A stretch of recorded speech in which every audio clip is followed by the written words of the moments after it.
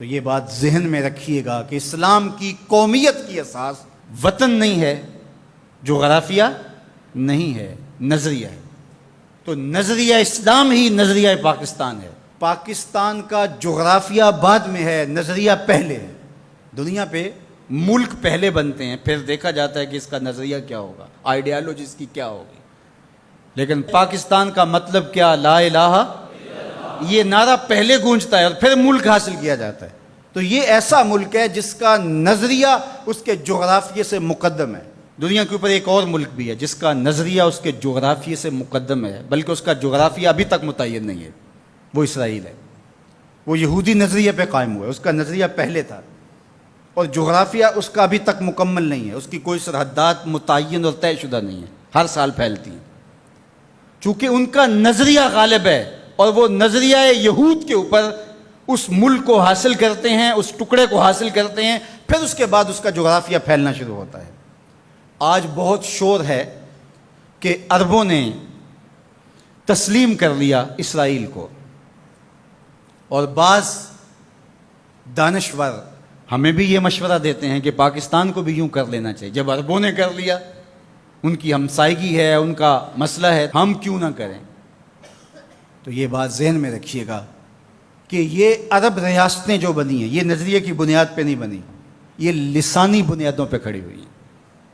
جب سلطنت عثمانیہ کو توڑا گیا تو اس وقت یہ بت تراشا گیا اور عربوں کو کہا گیا کہ یہ اجمی ہیں ترک اور تمہارے اوپر حکومت کرتے ہیں اور تم عربی نسل ہو۔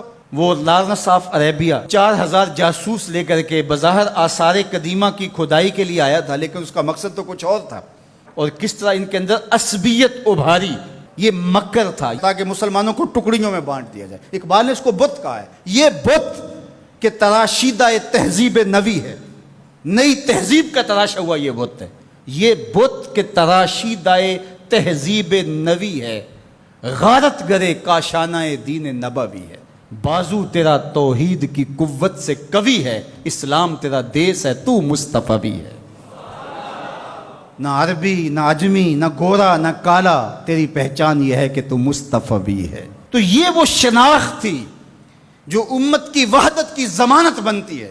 تو آج اگر کسی ایک ملک نے تسلیم کر لیا ہے اور کل دوسرا ملک تسلیم کر لے گا، لیکن میں آپ کو ایک بات بتاؤں اور وہ غور سے سن لو، وہ یہ کہ ساری دنیا بھی اسرائیل کو تسلیم کر لے، پاکستان تسلیم نہیں کرے۔ وہ کیوں؟ اس لیے کہ ہماری اساسی نظریے کی ہے، ہمارا وطن بنا ہی دو قومی نظریے کی بنیاد پر ہے۔ تو اسرائیل بھی اپنے یہودی نظریے پہ کھڑا ہے اور وہ عالم اسلام کو کھا جانے کی سازش کر رہا ہے۔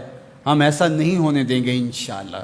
اور پاکستان بھی اپنے اسلامی نظریے پہ کھڑا ہے۔ یہ الگ بات ہے کہ 73 برس بیت گئے اور منزل انہیں ملی جو شریک سفر نہ تھے، اور باغ دوڑ ہمیشہ ان لوگوں کے ہاتھوں میں رہی جو اس ملک کو نوچتے رہے۔ گدیں، یہ ڈاکو، یہ لٹیرے جنہوں نے ملک کو لوٹا، دونوں ہاتھوں سے ہمارے وسائل میں چھوڑے اور ہماری نظریاتی اساس کے اوپر کلہاڑے چڑھائے۔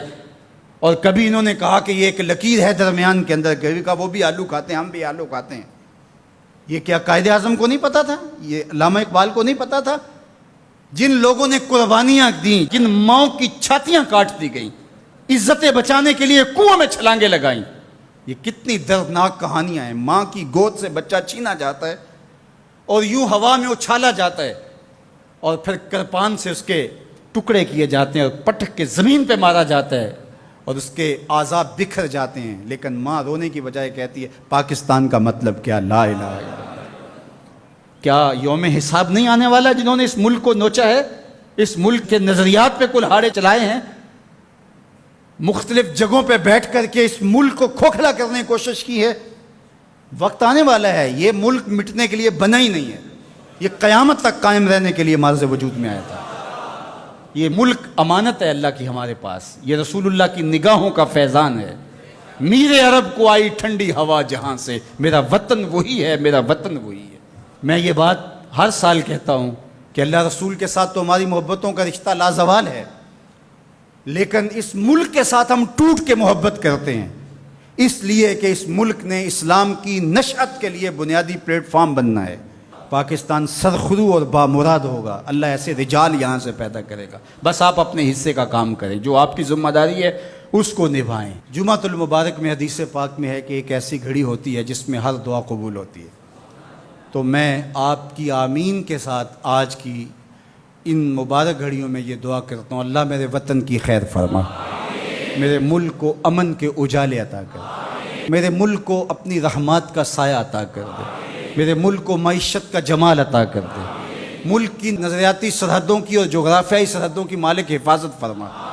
اللہ جو اس ملک کو میلی نظر سے دیکھے اس کو خاصر و برباد کر دے۔ پاک فوج کی قدم قدم پہ حفاظت فرما، پاکستانی قوم کی خیر فرما۔